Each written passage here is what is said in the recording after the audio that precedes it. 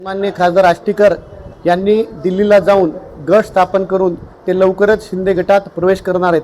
त्यांचे सुपुत्र विधान परिषदेच्या उमेदवार आहेत आणि त्यांना काँग्रेस पक्षाने आणि महाविकास आघाडीने पाठिंबा दिलेला आहे।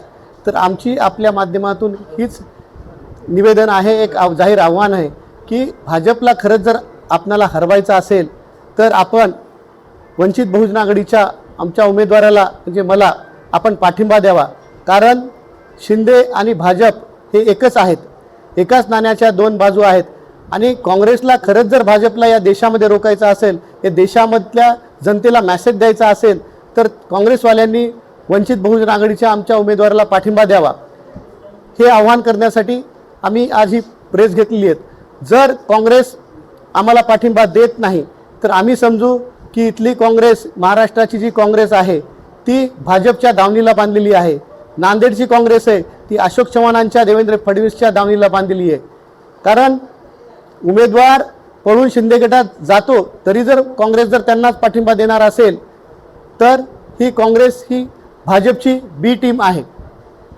पक्षांतर बंदी हा एक कलम आहे, याला काय महत्त्व आता हे बघा की आज देशाची परिस्थिती पाहता आपण जो कायदा म्हणतो त्याला काहीच महत्त्व उरलं नाही। म्हणजे कोणी उठलं, झोपेतून उठलं, काल एका पक्षात होतं, जसं आष्टीकरांनी काल शपथ खाल्ली साईबाबाची आणि मी कुठंच जाणार नाही म्हणले, दुसऱ्या दिवशी सकाळी उठून दिल्लीला जाऊन त्यांनी गट स्थापन केला आणि शिंदे गटात ते प्रवेश करायलेत। पण कोणालाच आजकाल हे आपल्या शब्दाला किंमत नाही राहिले। हे सगळं नालायक लोकांचं सरकार, नालायक लोकांना निवडून चाललेले आहेत, ही अशी असणारी परिस्थिती आहे।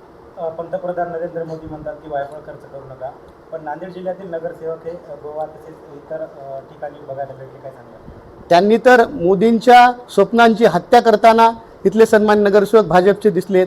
कारण सन्मान्य प्रधानमंत्री आव्हान करतात की पेट्रोल डिझेलचा खर्च कमी करा आणि कुठंच जाऊ नका, जिथं बसून होममध्ये म्हणजे घरी बसून वर्क करता येईल तर बघा। तर हे या इलेक्शनाच्या याच्यासाठी मोजमजा करण्यासाठी हे लोक सगळे नगरसेवक गोवा, कोकण, कुठं गुवाहाटी इकडे फिरायला गेलेत। त्यांनी प्रधानमंत्रीच्या स्वप्नाला चूरचूर केलेलं आहे।